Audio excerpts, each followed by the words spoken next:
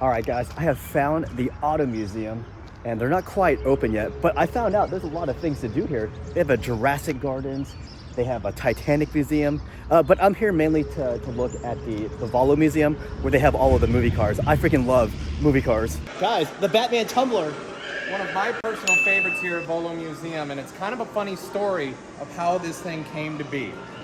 So it's to my knowledge that this is one of the only screen-used tumblers in existence that is on display here in the US. One of the people that was working with the Batman trilogy series, they found this in pieces in the dumpster. They just threw it away after filming.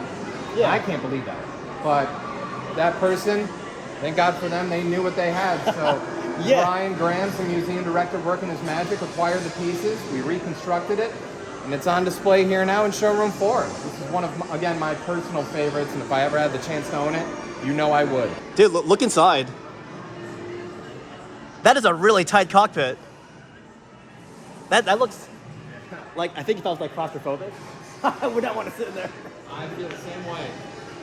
Especially no room for error in there. Yeah, especially with a bat suit on. All right, so this was from the Monopoly commercial? Yes, Monopoly Go commercial with Chris Pratt, Keke Palmer, and Jason Momoa. This is gorgeous. Yeah, I think one of my favorite Duesenbergs was from the Great Gatsby movie. They had a yellow one in that one.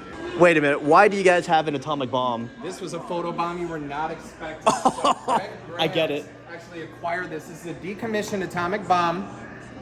And it's one of the coolest new exhibits that we have here at the museum. It was not something that I was expecting we would acquire, but here we are. This is going to end up making its way into our military exhibit when it's done roughly around the end of May. I would not want to be the car right next to it. I don't know the stories with each one, but I do know a majority of them weren't supposed to make their way onto display. And it was more specifically with like Mike Wazowski and Scully from Monsters Inc. that's in showroom 3. Yeah. Those were supposed to go back to Pixar or Disney after promoting the film had completed. Okay. But some rebellious employees definitely took them into their personal collection, and they found their final resting place here.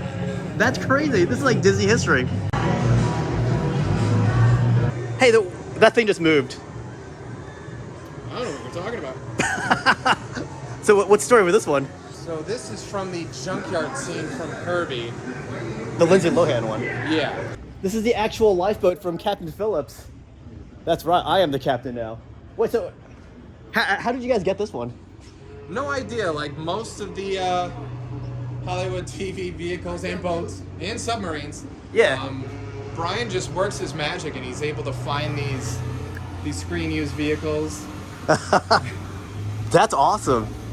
So Tom Hanks was in here, guys. In this thing.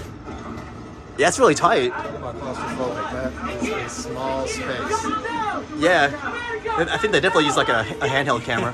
We got a lot of random ones in here. We got the Johnny Cash guitar car. Whoa. Is that the General Lee? Yes, it is. Number 6. We've got the stand-up General Lee in showroom 5 as well.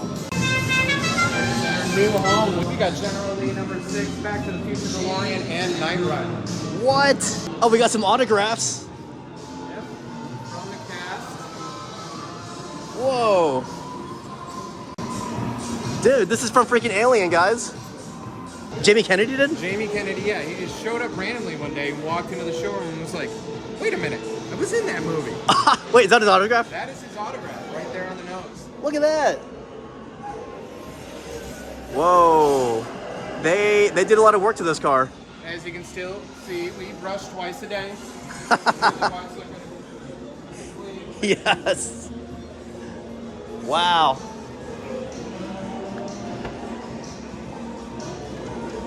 See if I'm able to get this here. Son of the Mask, guys. Take a peek in here. A majority of these movie vehicles that you'll see don't have very intricate interiors, but this one, they went all out. Yeah, that's all crazy. The switches, gauges, and everything in between. It looks really over the top. Definitely one of my favorite interiors. And you said Chevy Chase was in Yeah, he signed the hood right here while they were filming a commercial for Raising Cane's. Whoa. Guys.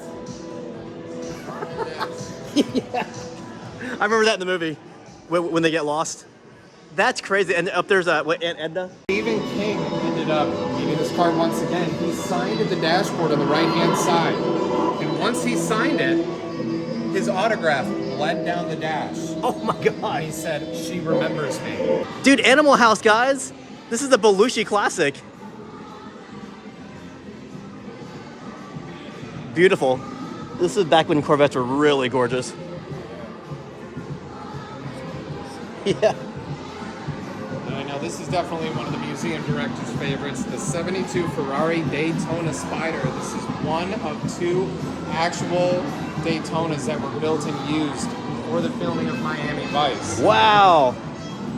Great series. Majority of the screen-used vehicles used in that film. Ford versus Ferrari, guys. That was One of my favorite exhibits. that's a freaking great movie. Oh, here we are. Yeah. Oh, we got both of them here. Yes.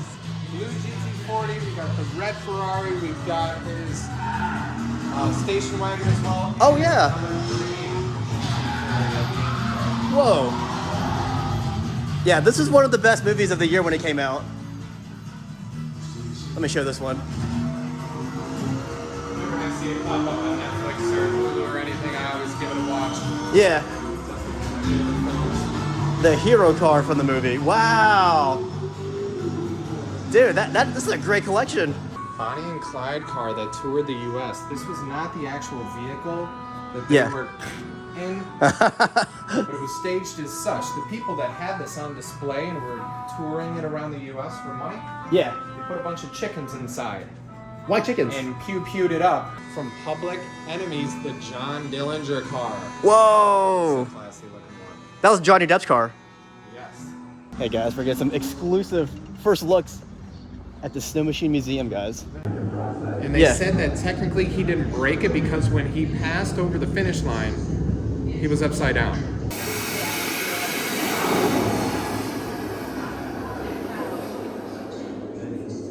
This is probably one of the fastest vehicles that we have here at Volo Museum. The 3,000 horsepower rocket engine snowmobile.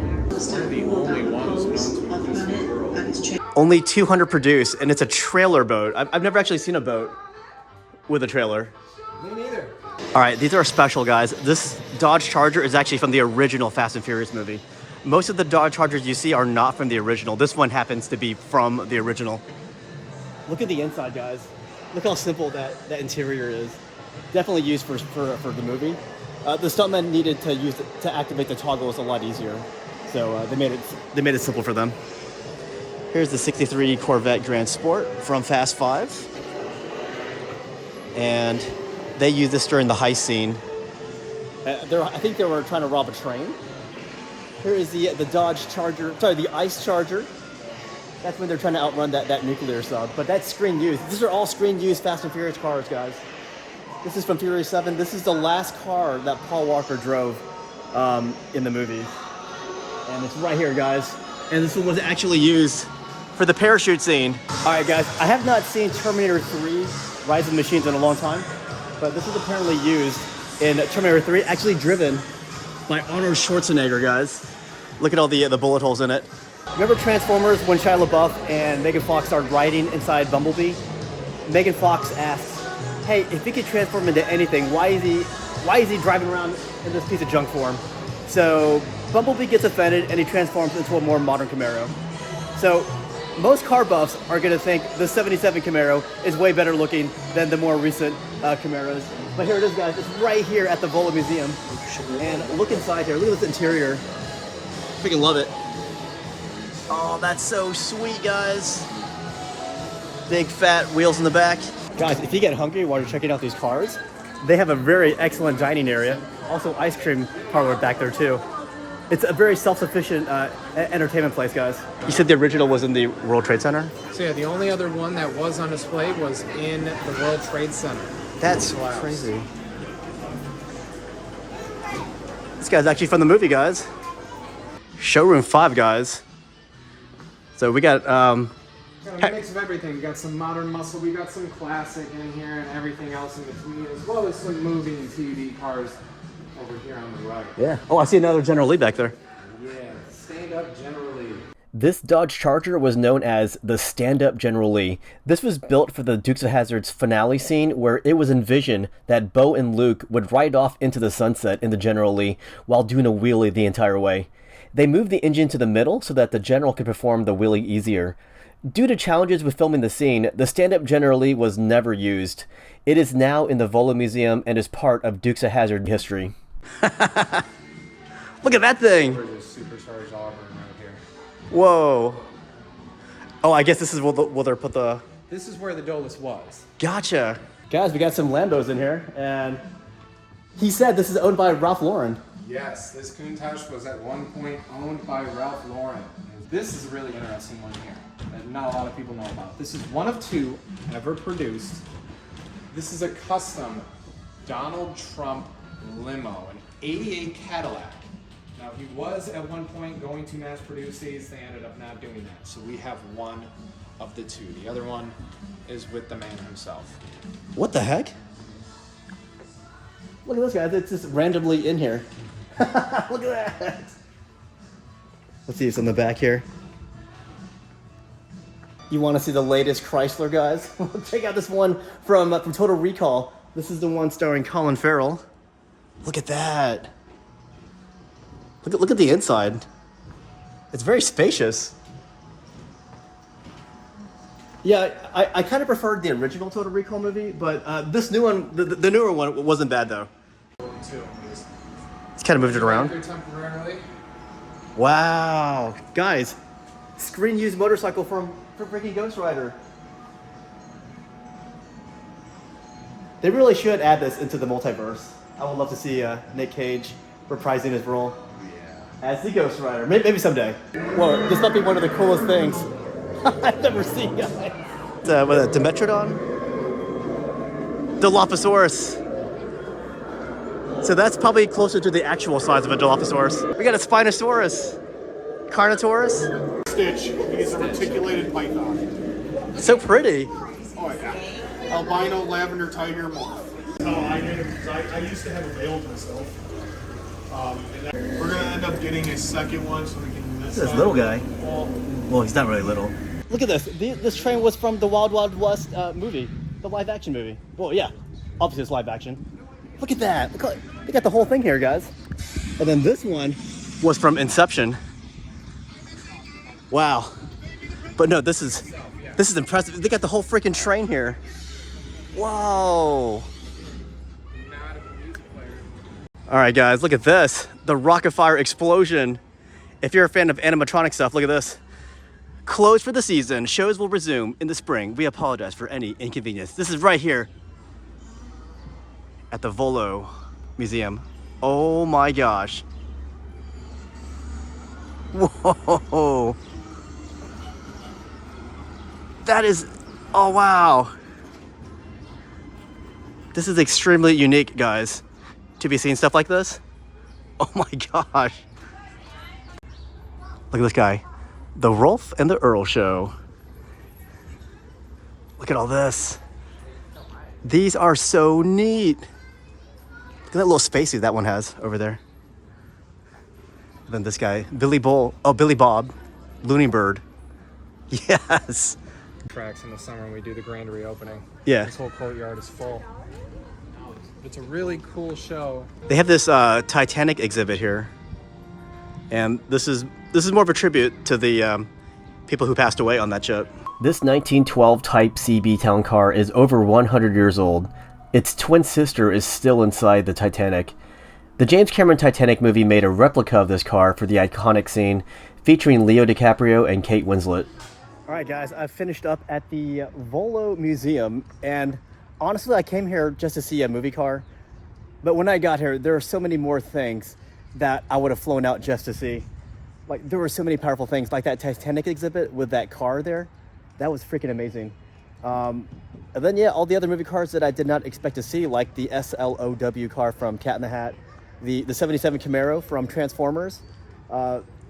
There were so many good things to see. Oh, the freaking train from the Wild Wild West. That was awesome to see. There were so many things to see at this museum, but for me personally, the two biggest highlights of this museum were the Cat in the Hat movie car, as well as the Dulles movie car from the 2025 movie Locked. But yeah, I would make this trip just for the Volo Museum. And then of course there are some pizza places nearby, which I am going to hit up next.